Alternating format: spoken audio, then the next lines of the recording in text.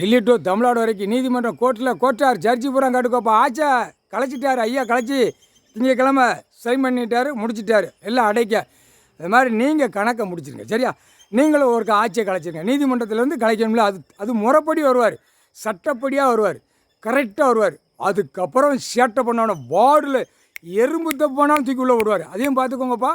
எறும்பு தப்பு இருந்தாலும் உள்ளே தூக்கி போட்டுருவார். செகண்டில் உள்ளே போயிடுவான். இந்த செக் பண்ணி கரெக்டாக பிடிக்கிறது வானரப்பட தான் பிடிக்க முடியும், வேறு யாராலும் பிடிக்க முடியாது. எல்லா மந்திரியாக இருக்கிறவங்கள உள்ளே போயிடுவான், எம்எல்ஏ இருக்கிறவங்க உள்ளே போயிடுவான், செகண்டில் போயிடுவான். அப்படியே கணக்கு போட்டு அடிப்பார். டயத்தில் நீதிமன்றம் கோர்ட்டில் அந்த டைம் எல்லாம் அரெஸ்ட் பண்ணுற நேரத்தில் எல்லாம் அரசியல்வாதி தூக்க வேண்டிய தமிழ்நாடுனா தமிழ்நாடு, கேரளானா கேரளா, ஆந்திரா, இலங்கை சொல்லணும். இப்படி டெல்லினா டெல்லிலாம் சுத்தமாக எப்படி லட்சக்கணக்காக நுப்பாட்டிடுவார். உள்ளே ஒரு பிட்டு வெளியே போக முடியாது. பிரதமர், குடியரசுத் தலைவர், ஜனாதிபதி, மந்திரி எவனும் வெளியே போக முடியாது. அப்படியே அவனுக்குள்ளே நுப்பாட்டிட்டு அங்கே ஒத்த போட்டு போட்டு வண்டி வாகனம் 4 வீலர் 2 வீலரும் எல்லாம் தூக்கி எரியிடும். அதை எரிச்சு விட்ருவார். எரிச்சு விட்ருக்கடா அப்படின்வார். அதுக்கப்புறம் அவன் அங்கே கிடப்பான். பிரதமர், குடியரசு ஏன்னா அடக்க முடியாது நினச்சானா டெல்லியில்.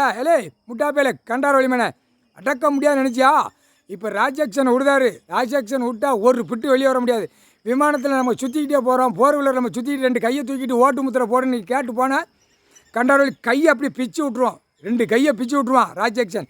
அடுத்து பூதம் ஒரு ரத்தத்தை குடிச்சிட்டு போய்கிட்டே இருக்கும். பூதத்துக்கு இற கொடுக்குறோம். 7 செம்பும் சாப்பிடாமல் கிடக்கு பூதம். கோடிக்கணக்கான பூதம் கிடக்குடா. பூதத்தை உருவாக்கிட்டார் ராஜாக்ஷன்.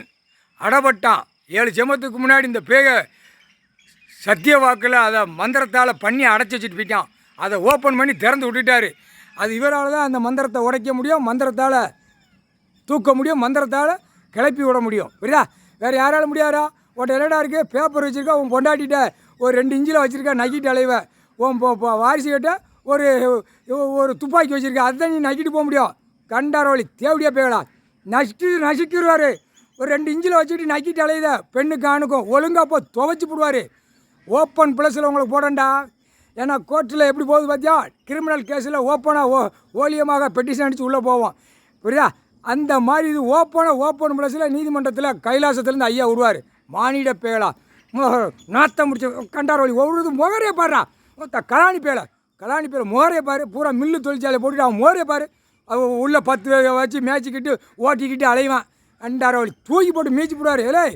மில்லு தொழிற்சாலை தமிழ்நாடு முழுவதும் ஒட்ட வலிச்சல்லிடுவான். செகண்டில் சொல்ல முடியாது. அது நடக்கும். இப்போ ஆட்சியை கலைக்கணும்ல, அவனை வச்சு தானே மில்லு தொழிற்சாலை போட்டிருக்கான் அரசியல்வாதி வச்சு. அதனால் இது கணக்கு முடிச்சுட்டு ஆட்டா முடிக்க உள்ளே வருவான். நல்லா உன் பொண்டாட்டி பிள்ளைய விரிச்சு விளக்கி விட்டு நக்கிக்கோ, நல்லா நக்கிக்கோடா, டைம் இல்லை அப்படின்ட்டாரு. அது கணக்கு கொடுக்காரு. இந்த மில்லு தொழிற்சாலை போட்டிருக்கவன், கம்பெனி வச்சுருக்கான், பொண்டாட்டிமார்களை விடிய நக்க சொல்கிறா அப்படிங்காரு. நக்கிக்கூட சொல்லு, உள்ளே போயாச்சுன்னா நக்க முடியாது, எங்கே தூக்கி போடுவார்னு தெரியாது. அப்படியே அலசி அள்ளிடுவார். புரியா? அரசியல்வாதி வச்சு நீ ஆடுன, மானிட இவன் ஓட்டு போடுறவன் வச்சு அவன் ஆடுதான். யார்? அரசியல்வாதி. ஆட்சியை கழிச்சிட்டாரு, முடிஞ்சு வச்சுடா. கோர்ட்டில் எல்லாமே கேட்டுக்கோப்பா. கோர்ட்டார் அந்தந்த நீதிமன்றத்தில் அரசியல்வாதி ஓட்டு முத்திரை